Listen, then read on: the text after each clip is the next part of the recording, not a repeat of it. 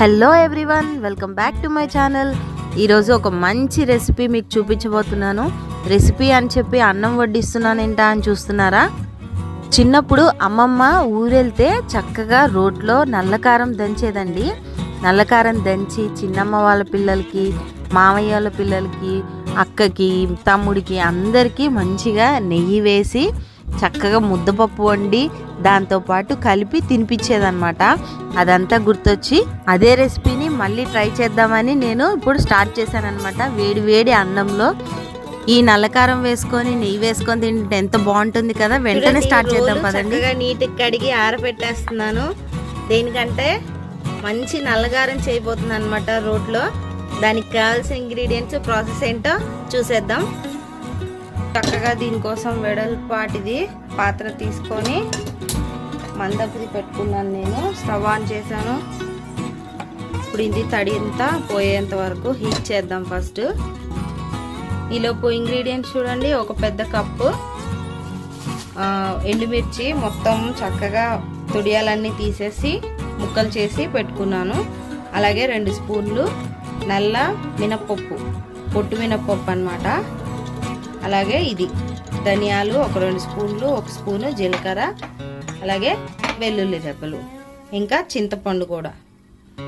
చూడండి, చింతపండు కొంచెం ఒక 1 ఇంచ్ అంతే, 2 ఇంచెస్ అంతా చింతపండు కూడా దీనిలో వేస్తాను. ఇప్పుడు ఈ బాండి చక్కగా హీట్ అయిపోయిన తర్వాత ఆయిల్ వేసుకొని కొద్దిగా వేసుకోవాలి, ఎక్కువ అవసరం ఉండదు. దీనిలో ఫస్ట్ మనం పొట్టు మినపప్పును వేసుకోవాలి. పొట్టు మినపప్పును చక్కగా దోరగా వేయించుకోవాలి. సిమ్లో ఉంచేసి చక్కగా మాడిపోకుండా మంచి ముదురు రంగు వచ్చేంత వరకు వేయించుకోవాలన్నమాట. ఈ మినపప్పుని పొట్టుతో సహానే వేసుకోవాలి. మామూలు గుళ్ళు కంటే ఈ పొట్టు మినపప్పు చాలా బాగుంటుంది దీనిలోకి.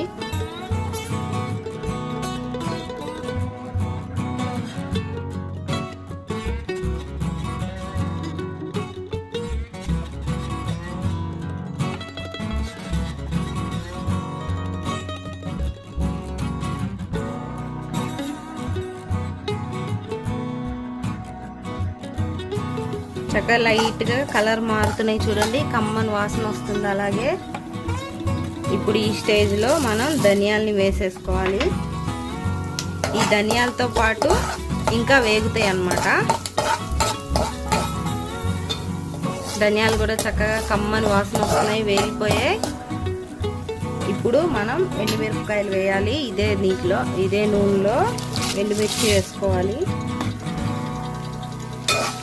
ఇప్పుడు సిమ్లో ఇలాగే కలుపుతూ చక్కగా ఈ ఎండుమిరపకాయలన్నీ నల్లగా ఏగిపోయేంత వరకు బాగా ముదురు రంగు వచ్చేదాకా వేయించుకోవాలి.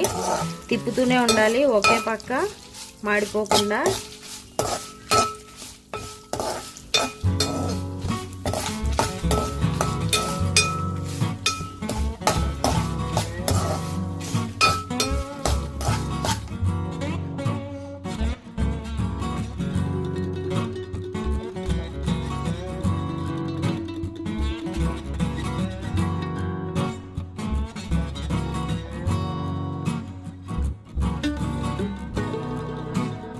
చక్కగా ముదురు రంగులోకి వచ్చేసింది. ఇప్పుడు దీనిలో జీలకర్ర వేస్తాను. జీలకర్ర ఆఖరణ వేయాలి, ఎందుకంటే మాడిపోద్ది తొందరగా, అందు గురించి. ఈ రకంగా జీలకర్ర వేసి చక్కగా వేయించేసుకుందాం.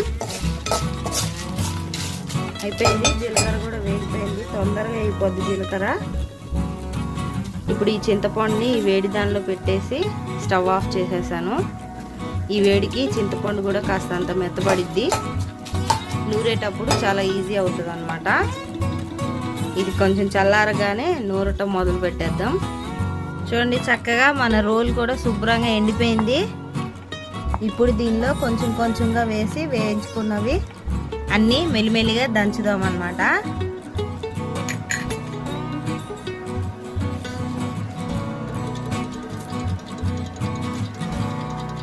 ఫస్ట్ ఈ మినపప్పుతో ఉన్నది, ధనియాలు ఇవన్నీ ఒకసారి చితక్కొట్టుకోవాలి. మిరపకాయలు ఇవి అన్నీ ఒకసారి వేస్తే నలగవు కాబట్టి కొంచెం కొంచెంగా వేసుకొని చక్కగా ఇలా చితక్ కొట్టేసుకోవాలి.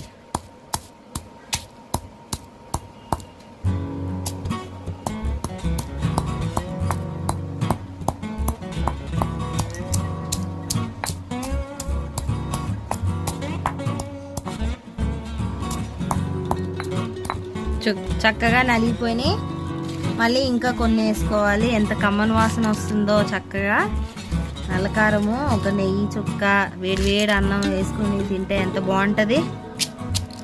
ఇలా రోట్లో చేసుకుంటే ఇది చాలా బాగుంటుంది అన్నమాట. మనం మిక్సీలో వేసేదానికంటే ఈ రకంగా దంచుకుంటే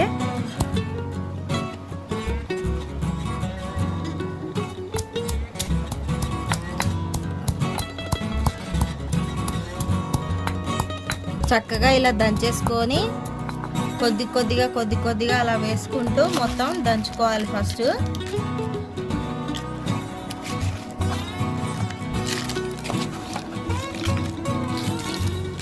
ఇలా అన్నమాట.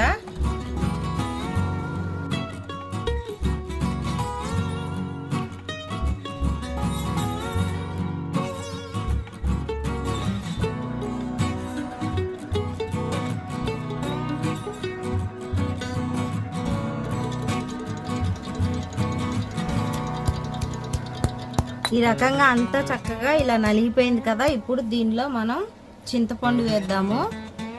చూడండి, చింతపండు. ఫస్ట్ ఈ చింతపండుని బాగా చితక్కొట్టుకోవాలి. ఈ రకంగా కాస్తంత వేడి దానిలో వేసాం కదా, మెత్తపడింది. ఇప్పుడు కళ్ళు పోయాలి. దీనికి సరిపడా, టేస్ట్కి సరిపడా వేస్తున్నాను అన్నమాట. వేసి ఒకసారి ఇలా మిక్స్ చేసుకొని ఈ చింతపండుని చక్కగా నలిగేలాగా దంచుకోవాలన్నమాట.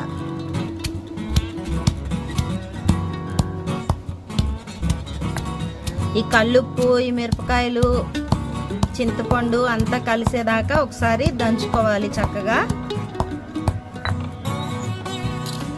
మధ్యలో ఈ రకంగా కలుపుకుంటూ మిక్సీలో 1 నిమిషంలో అయిపోద్ది, కానీ ఇలా దంచితే వచ్చే రుచి దానిలో అయితే రాదు. అదేంటంటే ఉట్టి పొడి కొట్టి వదిలేస్తుంది.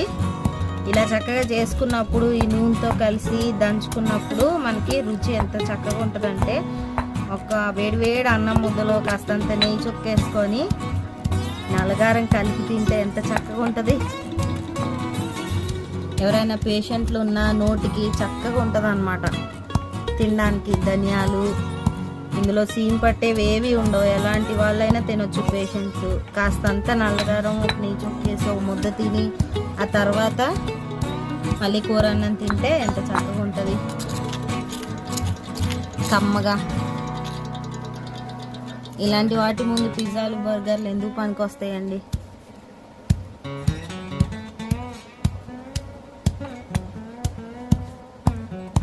దాదాపుగా అంతా కలిసింది. ఇప్పుడు ఈ ఉప్పు, చింతపండు అన్నిటితో చక్కగా కలిసింది. ఇప్పుడు మనం వెల్లుల్లిపాయలు ఒక రెండు ఒక్కొక్కటి అలా వేసుకుంటూ చితక్కొట్టుకోవాలి. ఈ రకంగా వెల్లుల్లిపాయలు వేసిన తర్వాత ఇంకా కమ్మని వాసన వస్తుందన్నమాట. చూడండి, నేనైతే తొక్క తీయలేదు. తొక్క తీయకుండా ఇలాగే దంచుకుంటున్నాను. బాగుంటుంది. ఈ రకంగా రెండు ఒక్కొక్కటి అలా వేసుకుంటూ దంచేసుకోవాలి. నేను 10 రెబ్బల వరకు వాడుతున్నాను అన్నమాట.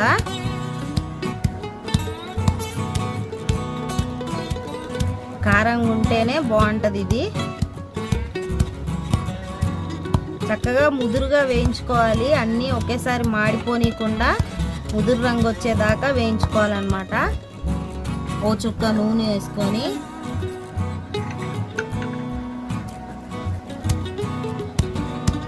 వెల్లుల్లిపాయ, జీలకర్ర అన్నీ కలిసి రుచిగా చక్కగా కమ్మని వాసన వస్తుంది. ఇలా ఒకసారి చితక్కొట్టిన తర్వాత ఒకసారి కలిపేసుకొని మళ్ళీ దంచుదాం.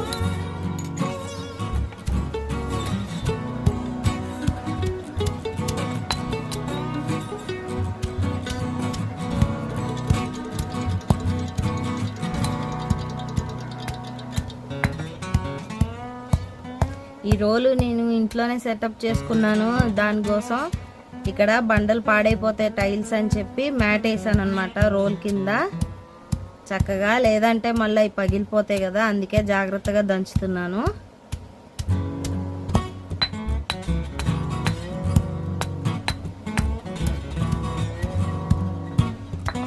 ఇప్పుడు ఒకసారి ఉప్పు చూసి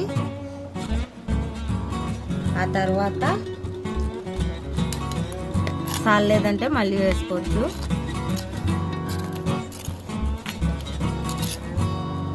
కల్లుప్పు కదా, మళ్ళీ దంచేటప్పుడు వేయకపోతే సరిపోదు.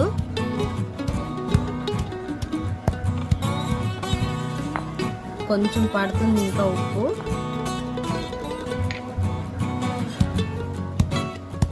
జాగ్రత్తగా ఉప్పు చూసుకొని వేసుకోవాలి.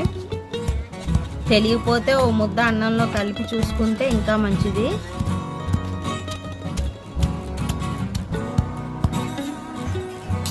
ఇది శుద్ధలాగా ఉంటుంది అనమాట. చక్కగా కలుపుకుంటూ ఉప్పు అంతా కలిసేలాగా దంచుకోవాలి. కళ్ళుప్పు ఎక్కడ మిగలకుండా రాళ్ళుగా లేకుండా చక్కగా నలిగేంత వరకు దంచుకుంటే మొత్తం కలిసిపోద్ది అనమాట.